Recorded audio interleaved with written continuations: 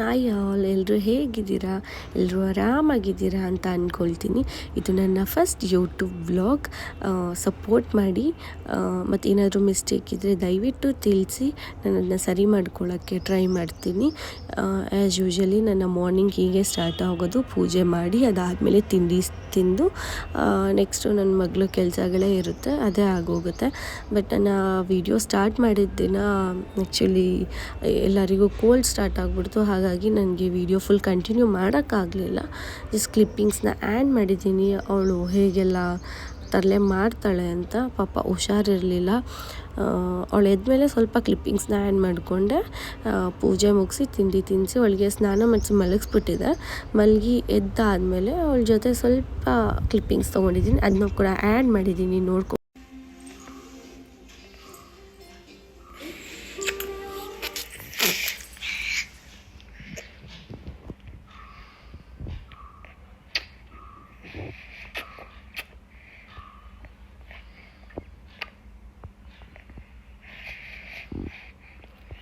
ಅಮ್ಮ ಏನು ಮಾಡು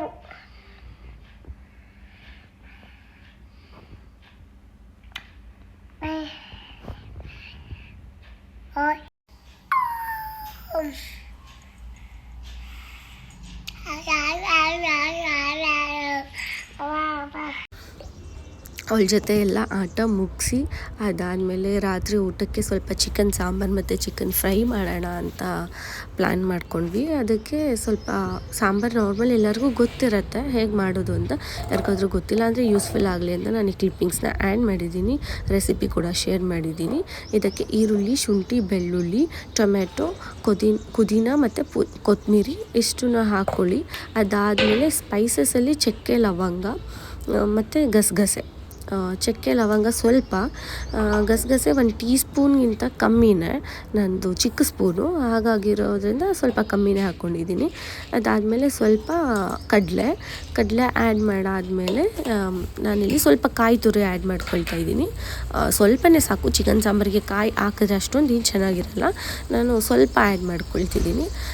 ಸ್ವಲ್ಪ ಕಾಯಿ ತುರಿ ಆ್ಯಡ್ ಮಾಡಿಕೊಂಡು ಅದಾದಮೇಲೆ ಸ್ವಲ್ಪ ಅರಿಶಿನ ಪುಡಿ ಹಾಕ್ಕೊಂಡಿದ್ದೀನಿ, ಚಿಟಿಕೆ ಅರಿಶಿನ ಹಾಕ್ಕೊಂಡು ಅದಾದಮೇಲೆ ಚೆನ್ನಾಗಿ ಫ್ರೈ ಮಾಡ್ಕೊಬೇಕು. ಫುಲ್ ನೀಟಾಗಿ ಸಾಫ್ಟ್ ಆಗೋ ಥರ ಎಲ್ಲನೂ ನೀಟಾಗಿ ಫ್ರೈ ಮಾಡ್ಕೊಳ್ಳಿ. ಇದ್ರ ಮಧ್ಯದಲ್ಲಿ ನಾನು ಒಣಮೆಣ್ಸಿನ್ಕಾಯಿ ಹಾಕೋದನ್ನ ಮರ್ತೋದೆ. ಸೊ ಅದನ್ನು ನಾನು ಲಾಸ್ಟಲ್ಲಿ ಆ್ಯಡ್ ಮಾಡ್ಕೊಂಡಿದ್ದೀನಿ. ಒಣಮೆಣ್ಸಿನ್ಕಾಯಿ ಕೂಡ ಆ್ಯಡ್ ಮಾಡಿಕೊಂಡು ಚೆನ್ನಾಗಿ ಫ್ರೈ ಮಾಡ್ಕೊಬೇಕು ನೀಟಾಗಿ. ಅದು ಈರುಳ್ಳಿ ಮತ್ತು ಟೊಮೆಟೊ ಎಲ್ಲ, ಈರುಳ್ಳಿ ಟ್ರಾನ್ಸ್ಪರೆಂಟ್ ಆಗಬೇಕು, ಟೊಮೆಟೊ ಸಾಫ್ಟ್ ಆಗೋ ತನಕ ನೀಟಾಗಿ ಫ್ರೈ ಮಾಡ್ಕೊಳ್ಳಿ. ಎಷ್ಟು ಚೆನ್ನಾಗಿ ಫ್ರೈ ಮಾಡ್ಕೊಳ್ತೀರೋ ಅಷ್ಟು ಚೆನ್ನಾಗಿ ಸಾಂಬಾರು ಬರುತ್ತೆ. ಹಾಗಾಗಿ ನೀಟಾಗಿ ಫ್ರೈ ಮಾಡಿಕೊಂಡು ಅದಾದಮೇಲೆ ಅದನ್ನು ತಣ್ಣಗಾಗೋಕ್ಕೆ ಸೈಡಲ್ಲಿ ಎತ್ತಿಟ್ಬಿಡಿ. ಸೈಡಲ್ಲಿ ಎತ್ತಿಟ್ಟು ತಣ್ಣಗಾಗಲಿ. ಅಷ್ಟೊತ್ತಿಗೆ ಚಿಕನ್ ರೆಡಿ ಮಾಡ್ಕೊಳ್ಳೋಣ. ಚಿಕನ್ ಆ್ಯಕ್ಚುಲಿ ನನ್ನ ಹಸ್ಬೆಂಡ್ ವಾಶ್ ಮಾಡಿಕೊಡ್ತಾಯಿದ್ರು, ಯಾಕಂದರೆ ನನಗೆ ಚಿಕನ್ ಅದು ತೊಳೆದ್ರೆ ನನಗೆ ತಿನ್ನೋಕ್ಕೆ ಇಷ್ಟ ಆಗೋದಿಲ್ಲ. ಹಾಗಾಗಿ ಪಾಪ ಅವರೇ ಕ್ಲೀನ್ ಮಾಡಿಕೊಡ್ತಿದ್ರು. ನಾನು ಜಸ್ಟ್ ಸ್ವಲ್ಪ ಅರಿಶಿನ ಪುಡಿ ಹಾಕ್ಕೊಂಡು ಕ್ಲೀನ್ ಮಾಡು ಮಧು, ಚೆನ್ನಾಗಿರುತ್ತೆ ಅಂತ ಹೇಳ್ತಿದ್ದೆ, ಸ್ವಲ್ಪ ನೀಟಾಗಿ ಕ್ಲೀನ್ ಆಗುತ್ತೆ ಅಂತ. ಹಾಗಾಗಿ ಅವರು ಸರಿ ಹಾಕು ಅಂದರು. ನಾನು ಅರಿಶಿನ ಪುಡಿ ಹಾಕಿ ಸೈಡಿಗೆ ಬಂದುಬಿಟ್ಟೆ. ಆಮೇಲೆ ಅವರೇ ನೀಟಾಗೆಲ್ಲ ಕ್ಲೀನ್ ಮಾಡಿ ತೊಳೆದು ಕೊಟ್ಟಾದಮೇಲೆ ನಾನು ಸಾಂಬಾರು ಕಂಟಿನ್ಯೂ ಮಾಡಿದೆ. ಬಟ್ ಅರಿಶಿನ ಹಾಕೋದ್ರಿಂದ ಏನಂದರೆ ಅದು ಸ್ಮೆಲ್ಲೆಲ್ಲ ಹೋಗುತ್ತೆ ಅಂತ, ಮತ್ತು ಚಿಕನ್ ತುಂಬ ನೀಟಾಗಿ ಕ್ಲೀನ್ ಆಗುತ್ತೆ, ಅದಕ್ಕೋಸ್ಕರ. ಅದಾದಮೇಲೆ ನೆಕ್ಸ್ಟ್ ಅದೇ ಪಾತ್ರೆಗೆ ಸ್ವಲ್ಪ ಎಣ್ಣೆ ಹಾಕ್ಕೊಂಡು ಚಿಕನ್ ಫ್ರೈ ಮಾಡ್ಕೊಬೇಕು, ಅಂದರೆ ನೀರು ಹಿಂಗಿಸ್ಕೋಬೇಕು. ಅದಕ್ಕಾಗಿ ಸ್ವಲ್ಪ ಸಾಸಿವೆ ಮತ್ತು ಈರುಳ್ಳಿ ಇಷ್ಟನ್ನು ಆ್ಯಡ್ ಮಾಡಿಬಿಟ್ಟು ಚೆನ್ನಾಗಿ ಫ್ರೈ ಮಾಡ್ಕೊಳ್ಳಿ. ಈರುಳ್ಳಿ ಟ್ರಾನ್ಸ್ಪರೆಂಟ್ ಆಗೋವರೆಗೂ ಫ್ರೈ ಮಾಡಿಕೊಂಡು ನೀಟಾಗಿ ಫ್ರೈ ಆದಮೇಲೆ ಚಿಕನ್ ಆ್ಯಡ್ ಮಾಡ್ಕೊಬೇಕು. ಚಿಕನ್ ಆ್ಯಡ್ ಮಾಡಿ ಅದು ಆಟೋಮೆಟಿಕ್ ನೀರು ಬಿಟ್ಕೊಳ್ಳುತ್ತೆ, ನಾವೇನು ನೀರು ಹಾಕೋ ಅವಶ್ಯಕತೆ ಇಲ್ಲ. ಅದು ನೀರಲ್ಲೇ ಚೆನ್ನಾಗಿ ಹಿಂಗಬೇಕು. ಫುಲ್ ನೀರು ಹಿಂಗೋವರೆಗೂ ಚಿಕನ್ನ ಬೇಯಿಸ್ಕೊಳ್ಳಿ. ಆಲ್ಮೋಸ್ಟ್ ಇದಕ್ಕೆ ಒಂದು 10 to 15 ಮಿನಿಟ್ಸ್ ಆದರೂ ಬೇಕಾಗುತ್ತೆ. ಸಾರಿ, ನನ್ನ ವಾಯ್ಸ್ ನಿಮಗೆ ಆಡೋಕ್ಕೆ ಕೇಳಿಸ್ತಿರ್ಬೋದು, ಯಾಕಂದರೆ ಕೋಲ್ಡ್ ಆಗಿದೆ, ಇನ್ನೂ ಹೋಗಿಲ್ಲ, ಸ್ವಲ್ಪ ವಾಯ್ಸ್ ಕೂಡ ಚೇಂಜ್ ಆಗಿದೆ. ಅದಾದಮೇಲೆ ಸ್ವಲ್ಪ ಚಿಕನ್ ಉಪ್ಪು ಹಾಕಿ ನೀರು ಕುದಿಸ್ಕೊಂಡ್ರೆ ಚೆನ್ನಾಗಿ ಚಿಕನ್ಗೆಲ್ಲ ಉಪ್ಪು ಇಳಿಯುತ್ತೆ ಅಂತ ಅಷ್ಟೇ.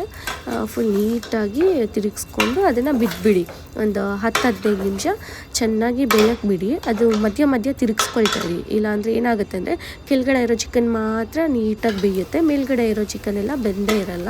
ಸೊ ಅವಾಗ ಅನ್ಈವನ್ ಥರ ಫೀಲ್ ಆಗುತ್ತೆ, ತಿನ್ನೋಕ್ಕೂ ಇಷ್ಟ ಆಗೋದಿಲ್ಲ. ಹಾಗಾಗಿ ಸ್ವಲ್ಪ ತಿರುಗಿಸ್ಕೊಳ್ತಾ ಇದ್ದರೆ ನೀಟಾಗಿ ಎರಡೂ ಕಡೆ ಚಿಕನ್ನು ಚೆನ್ನಾಗಿ ಬೇಯುತ್ತೆ. ಚೆನ್ನಾಗಿ ನೀರು ಇಂಗಿಸ್ಕೊಬೇಕು. ಫುಲ್ ನೀರು ಇಂಗಿಸ್ಕೊಂಡ್ರೆ ಟೇಸ್ಟ್ ಚೆನ್ನಾಗಿರುತ್ತೆ. ನೀರು ಇಂಗೋ ಅಷ್ಟೊತ್ತಿಗೆ ನಾನು ರುಬ್ಬಿಟ್ಕೊಂಡಿರೋ ನಾನು ಫ್ರೈ ಮಾಡಿಟ್ಕೊಂಡಿರೋ ಮಸಾಲೆ ಐಟಮ್ಸ್ನ ರುಬ್ಕೊಳ್ತಾ ಇದ್ದೀನಿ. ಅದನ್ನು ನೀಟಾಗಿ ನುಣ್ಣಗೆ ರುಬ್ಕೊಳ್ಳಿ. ಒಬ್ಬೊಬ್ರಿಗೆ ತರಿಯಾಗಿದ್ದರೆ ಇಷ್ಟ ಆಗುತ್ತೆ, ಒಬ್ಬೊಬ್ಬರಿಗೆ ನುಣ್ಣಗಿದ್ರೆ ಇಷ್ಟ ಆಗುತ್ತೆ. ನಿಮ್ಗೆ ಯಾವ ಥರ ಬೇಕೋ ಆ ಥರ ನೀವು ಅದನ್ನು ಗ್ರೈಂಡ್ ಮಾಡಿ ಇಟ್ಕೊಳ್ಳಿ. ಅದಾದಮೇಲೆ ನಾನಿಲ್ಲಿ ಧನಿಯಾ ಪುಡಿ ಆ್ಯಡ್ ಮಾಡ್ತಾ ಇದ್ದೀನಿ. ಮನೆಯಲ್ಲೇ ಮಾಡಿರೋ ಧನಿಯಾ ಪುಡಿ, ನಾನು ಆಚೆಯಿಂದ ಏನು ತರೋದಿಲ್ಲ. ಇದು ಮನೆಯಲ್ಲಿ ಮಾಡಿರೋ ಧನಿಯಾ ಪುಡಿನ ಆ್ಯಡ್ ಮಾಡಿ ಸ್ವಲ್ಪ ನೀರು ಆ್ಯಡ್ ಮಾಡಿಕೊಂಡು ಇದನ್ನು ಫುಲ್ ನೀಟಾಗಿ ಗ್ರೈಂಡ್ ಮಾಡ್ಕೊಳ್ತಾ ಇದ್ದೀನಿ. ಫುಲ್ ನೀಟಾಗಿ ನುಣ್ಣಗೆ ಗ್ರೈಂಡ್ ಮಾಡ್ಕೊಂಡಿದ್ದೀನಿ. ಸ್ವಲ್ಪ ನೀರು ಆ್ಯಡ್ ಮಾಡ್ಕೊಂಡು ಫುಲ್ ನೀಟಾಗಿ ನುಣ್ಣಗೆ ರುಬ್ಕೊಂಡು ಇದನ್ನು ಸಾಂಬಾರಿಗೆ ಆ್ಯಡ್ ಮಾಡ್ಕೊಳ್ಳೋದು ಅಷ್ಟೇ. ಈಸಿನೇ ಇದೆ. ಎಲ್ಲರಿಗೂ ಚಿಕನ್ ಸಾಂಬಾರು ಮಾಡೋದು ಗೊತ್ತಿರುತ್ತೆ. ಯಾರಿಗೆ ಗೊತ್ತಿಲ್ಲ ಅವ್ರಿಗೆ ಇದು ಯೂಸ್ಫುಲ್ ಆಗುತ್ತೆ ಅಷ್ಟೇ. ಚೆನ್ನಾಗಿ ಗ್ರೈಂಡ್ ಮಾಡ್ಕೊಳ್ಳಿ. ಇದಿಷ್ಟು ಮಾಡ್ಕೊಳ್ಳೋ ಅಷ್ಟೊತ್ತಿಗೆ ನನ್ನ ಮಗಳು ಡ್ರಾಮಾ ಶುರು ಆಗಿತ್ತು. ಅವಳಿಗೆ ಕೋಲ್ಡ್ ಆಗಿದ್ದರಿಂದ ಅವಳಿಗೆ ಏನೂ ಆ್ಯಕ್ಟಿವಿಟಿ ಬೆಳಿಗ್ಗೆಯಿಂದ ಏನೂ ಮಾಡಿರಲಿಲ್ಲ, ಮಲ್ಲಿಗೆ ಇದ್ಲು. ಸ್ವಲ್ಪ ಸಂಜೆ ಟಿ ವಿಯಲ್ಲಿ ಹಾಡು ಹಾಕ್ಕೊಂಡು ಡ್ಯಾನ್ಸ್ ಮಾಡ್ತಾಯಿದ್ಲು ಪಾಪ. ಅಷ್ಟೊತ್ತಿಗೆ ನನ್ನ ಚಿಕನ್ ಕೂಡ ನೀರು ಹಿಂಗಿತ್ತು. ಅದಕ್ಕೆ ರುಬ್ಬಿಟ್ಟಿರೋ ಮಸಾಲೆನೆಲ್ಲ ಆ್ಯಡ್ ಮಾಡ್ಕೊಳ್ತಾ ಇದ್ದೀನಿ. ರುಬ್ಬಿರೋ ಮಸಾಲೆ ಆ್ಯಡ್ ಮಾಡಿ ನಾರ್ಮಲ್ ಜಾರಲ್ಲಿರೋದಕ್ಕೂ ಸ್ವಲ್ಪ ನೀರು ಹಾಕಿ ಆ್ಯಡ್ ಮಾಡಿಕೊಂಡು ನಿಮಗೆ ಎಷ್ಟು ಕನ್ಸಿಸ್ಟೆನ್ಸಿಗೆ ಬೇಕೋ ಅಷ್ಟು ನೀರನ್ನ ಹಾಕ್ಕೊಂಡು ನೋಡ್ಕೊಳ್ಳಿ. ನೀರು ಕ್ಲೋಸ್ ಮಾಡೋಕ್ಕೆ ಮುಂಚೆ ನಿಮಗೆ ಎಷ್ಟು ನೀರು ಬೇಕಾಗುತ್ತೆ ಅಂತ ನೋಡಿಕೊಂಡು ನೀಟಾಗಿ ಮಿಕ್ಸ್ ಮಾಡಿಬಿಟ್ಟು ನೀವು ಹಿಂಗೆ ಸೌಟಲ್ಲಿ ತೆಗ್ದು ನೋಡಿದಾಗ ನಿಮಗೆ ಗೊತ್ತಾಗುತ್ತೆ ಎಷ್ಟು ಕನ್ಸಿಸ್ಟೆನ್ಸಿಗೆ ಬೇಕಾಗುತ್ತೆ ಅಂತ. ಸೊ ಅಷ್ಟನ್ನು ನೀವು ಇಟ್ಕೊಂಡು ಲಿಡ್ ಕ್ಲೋಸ್ ಮಾಡಿ 1-2 ವಿಷಿಲ್ ಸಾಕು. ಚಿಕನ್ಗೆ ಜಾಸ್ತಿ ಬೇಯಿಸಿದ್ರೆ ಫುಲ್ಲು ನುಣ್ಣಗಾಗ್ಬಿಡುತ್ತೆ. ಹಾಗಾಗಿ ಅದು ಅವಶ್ಯಕತೆ ಇಲ್ಲ. ಅಷ್ಟೊಂದು ಮಾಡಿದ್ರೆ ಚೆನ್ನಾಗಿರೋದಿಲ್ಲ. ಚಿಕನ್ ಕೂಡ ಜಾಸ್ತಿ ಬೆಳೆದ್ಬಿಟ್ರೆ ಒಂಥರ ತಿನ್ನೋಕ್ಕೆ ಇಷ್ಟ ಆಗೋಲ್ಲ ಅಲ್ವಾ. ಹಾಗಾಗಿ 1-2 ವಿಷಿಲು, ನಾನಿಲ್ಲಿ 2 ವಿಷಿಲ್ ತೆಗ್ಸಿದ್ದೀನಿ. ಚಿಕನ್ನು ಚೆನ್ನಾಗಿ ಬೆಂದಿತ್ತು. 2 ವಿಷಿಲ್ ತೆಗ್ಸಿ ಅದನ್ನು ತಣ್ಣಗಾಗೋಕ್ಕೆ ಸೈಡಲ್ಲಿಟ್ಟೆ. ತಣ್ಣಗಾದ್ಮೇಲೆ ನಿಮಗೆ ತೋರಿಸ್ತಾ ಇದ್ದೀನಿ ಹೇಗಾಗಿದೆ ಅಂತ. ಸಾಂಬಾರಂತೂ ಚೆನ್ನಾಗಿ ಬಂದಿತ್ತು, ಟೇಸ್ಟ್ ಅಂತೂ ಸಖತ್ತಾಗಿತ್ತು. ಓಕೆ, ಸಾಂಬಾರು ಆದಮೇಲೆ ಚಿಕನ್ ಫ್ರೈ ಮಾಡೋಣ ಅಂತ ಅದಕ್ಕೆ ಎಲ್ಲ ರೆಡಿ ಮಾಡಿಕೊಂಡೆ. ಎಲ್ಲ ಕಟ್ ಮಾಡಿ ಹೆಚ್ಚಿ ಇಟ್ಕೊಂಡು ಈಗ ನಿಮಗೆ ತೋರಿಸ್ತಾ ಇದ್ದೀನಿ ಏನೇನು ಬೇಕು ಅಂತ. ಈರುಳ್ಳಿ, ಟೊಮೆಟೊ, ಕೊತ್ತಂಬರಿ, ಪುದೀನ, ಸ್ವಲ್ಪ ಶುಂಠಿ ಬೆಳ್ಳುಳ್ಳಿ ಪೇಸ್ಟು, ಮತ್ತು ಇಲ್ಲಿ ನಾನು ಕಾಳು ಮೆಣಸಿನ ಪುಡಿ ಮತ್ತು ಚಕ್ಕೆ ಲವಂಗ ಸ್ವಲ್ಪ ತೊಗೊಂಡಿದ್ದೀನಿ. ಒಂದು ಪ್ಯಾನ್ ಇಟ್ಕೊಂಡು ಸ್ವಲ್ಪ ಎಣ್ಣೆ ಹಾಕಿ, ನಿಮ್ಗೆ ಗೊತ್ತಾಗಲ್ಲ ನಿಮ್ಗೆ ಎಷ್ಟು ಬೇಕೋ ಅಷ್ಟು ಎಣ್ಣೆ ಹಾಕ್ಕೊಳ್ಳಿ. ಸ್ವಲ್ಪ ಅಂದರೆ ತೀರಾ ಸ್ವಲ್ಪ ಹಾಕ್ಕೊಂಡ್ರು ಚೆನ್ನಾಗಿರುತ್ತೆ. ಚಿಕನಿಗೆ ಸ್ವಲ್ಪ ಎಣ್ಣೆ ಇದ್ದಷ್ಟು ಟೇಸ್ಟಿಯಾಗಿರುತ್ತೆ ಅಂತಷ್ಟೇ. ಸ್ವಲ್ಪ ಎಣ್ಣೆ ಹಾಕಿ ಅದಾದಮೇಲೆ ಚಕ್ಕೆ ಲವಂಗ ಹಾಕಿ ಅದಕ್ಕೆ ಈರುಳ್ಳಿ ಹಾಕ್ಬಿಟ್ಟು ಚೆನ್ನಾಗಿ ಫ್ರೈ ಮಾಡ್ಕೊಳ್ಳಿ. ಈರುಳ್ಳಿ ಸ್ವಲ್ಪ ಚೆನ್ನಾಗಿ ಟ್ರಾನ್ಸ್ಪರೆಂಟ್ ಆಗಿ ಕಲರ್ ಚೇಂಜ್ ಆಗೋವರೆಗೂ ಹುರ್ಕೊಳ್ಳಿ ಸಾಕು. ತೀರಾ ಏನದು ಬ್ರೌನ್ ಕಲರ್ ಆಗಬೇಕು ಅಂತೇನಿಲ್ಲ, ಸ್ವಲ್ಪ ಫ್ರೈ ಮಾಡಿಕೊಂಡ್ರೆ ಅದು ಕಲರ್ ಚೇಂಜ್ ಆಗುತ್ತಲ್ಲ, ಕಲರ್ ಚೇಂಜ್ ಆಗಬೇಕು. ಕಲರ್ ಚೇಂಜ್ ಆದಮೇಲೆ ನಾನು ಹೆಚ್ಚಿಟ್ಕೊಂಡಿರೋ ಕೊತ್ತಂಬರಿ ಮತ್ತು ಪುದೀನ ಸಣ್ಣದಾಗಿ ಹಚ್ಚಿಟ್ಕೊಂಡಿದ್ದೀನಿ, ಅದನ್ನು ಆ್ಯಡ್ ಮಾಡ್ಕೊಳ್ತೀನಿ. ಅದಕ್ಕೆ ಮುಂಚೆ ಸ್ವಲ್ಪ ಶುಂಠಿ ಬೆಳ್ಳುಳ್ಳಿ ಪೇಸ್ಟ್ ಕೂಡ ಆ್ಯಡ್ ಮಾಡ್ಕೊಳ್ತಿದ್ದೀನಿ. ಶುಂಠಿ ಬೆಳ್ಳುಳ್ಳಿ ಪೇಸ್ಟ್ ಆ್ಯಡ್ ಮಾಡ್ಕೊಂಡು ನೀಟಾಗಿ ಮಿಕ್ಸ್ ಮಾಡ್ಕೊಳ್ಳಿ. ಅದಾದಮೇಲೆ ಹೇಳಿದ್ನಲ್ಲ ಹಾಗೆ ಕೊತ್ತಂಬರಿ ಮತ್ತು ಪುದೀನಾನು ಆ್ಯಡ್ ಮಾಡಿಕೊಂಡು ಚೆನ್ನಾಗಿ ಎಣ್ಣೆಯಲ್ಲೇ ಫ್ರೈ ಆಗಬೇಕು. ಸೊ ಆವಾಗ ಅದು ಟೇಸ್ಟ್ ಚೆನ್ನಾಗಿ ಬರುತ್ತೆ.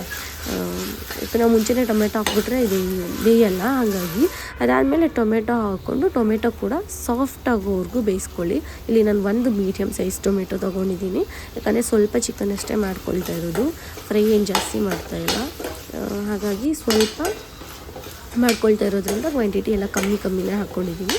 ಚೆನ್ನಾಗಿ ಈರುಳ್ಳಿ ಮತ್ತು ಟೊಮೆಟೊ ಎಲ್ಲ ಸಾಫ್ಟ್ ಆಗೋ ತನಕ ಬೇಯಿಸ್ಕೊಂಡು ಅದಾದಮೇಲೆ ನಾನಿಲ್ಲಿ ಚಿಕನ್ ಆ್ಯಡ್ ಮಾಡ್ಕೊಳ್ತಾ ಇದ್ದೀನಿ. ಚಿಕನ್ ಆ್ಯಡ್ ಮಾಡಿ ಸ್ವಲ್ಪ ಉಪ್ಪು ಹಾಕಿ ನೀಟಾಗಿ ಮಿಕ್ಸ್ ಮಾಡ್ಕೊಳ್ತೀನಿ.